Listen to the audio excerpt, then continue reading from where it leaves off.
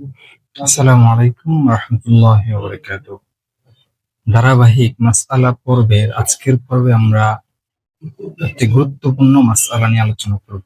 সেটি হচ্ছে মহিলাদের জন্য ৭৮ কিলোমিটার কিংবা তার থেকে বেশি দূরত্বের পথ তার স্বামী অথবা কোনো মাহরাম পুরুষ ব্যতীত, মাহরাম বলতে বোঝানো হয়েছে যাদের সাথে দেখা করা জায়েজ আছে মহিলাদের, যেমন বাবা, ভাই, চাচা, মামা ইত্যাদি।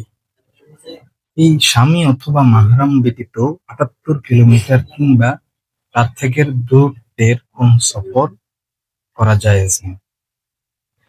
তাই সেটি হজের সফর হোক কিংবা উমরার সফর হোক অথবা শিক্ষার ক্ষেত্রে যে কোনো সফর হোক, যেমন স্কুল, কলেজ, ভার্সিটি কিংবা এমন কোনো সফর হোক।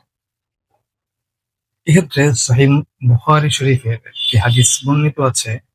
রাসূলুল্লাহ সাল্লাল্লাহু আলাইহি ওয়াসাল্লাম বলেন, লা তুসাফিরুল মারআতু ইল্লা মা মাহরাম, অর্থাৎ মহিলারা মাহরাম ব্যতীত সফর করা জায়েজ না।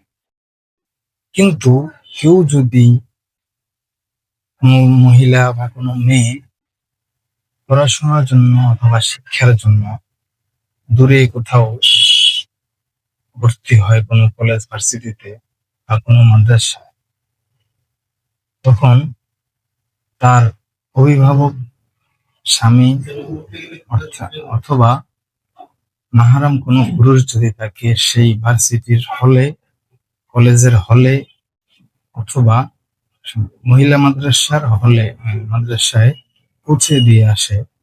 এক্ষেত্রে এবং সেখানে যেখানে অবস্থান করবে আবাসিকভাবে, সেখানে পর্দার কোনো ব্যাঘাত না ঘটে, পর্দার কোনো সমস্যা না হয়, শরঈ যে সমস্ত বিধিবিধান সেগুলো যদি লঙ্ঘন না হয়, তাহলে এক্ষেত্রে অভিভাবক তাকে তার আবাসিক থাকার জায়গায় ভার্সিটি, কলেজ কিংবা মাদ্রাসায় পৌঁছে দিয়ে আসবেন এবং পৌঁছে দিয়ে চলে আসবেন। পরবর্তীতে সে সেখানে অবস্থান করবে, এতে কোনো সমস্যা হবে না। ঠিক তদ্রুপ ভাবে হজের সফরে বর্তমানে অনেক ট্রাভেল এজেন্সিতে দেখা যায় মহিলা যায়, কিন্তু মহিলার সাথে তার কোনো মাহরাম যায় না। এটা সম্পূর্ণ নাজায়েজ, সম্পূর্ণ হারাম। যদি কোনো ট্রাভেল এজেন্সির কোনো আলেম সাহেবও যদি এই কাজ করেন, তাহলে তখনও এটি হারাম হবে, জায়েজ হবে না।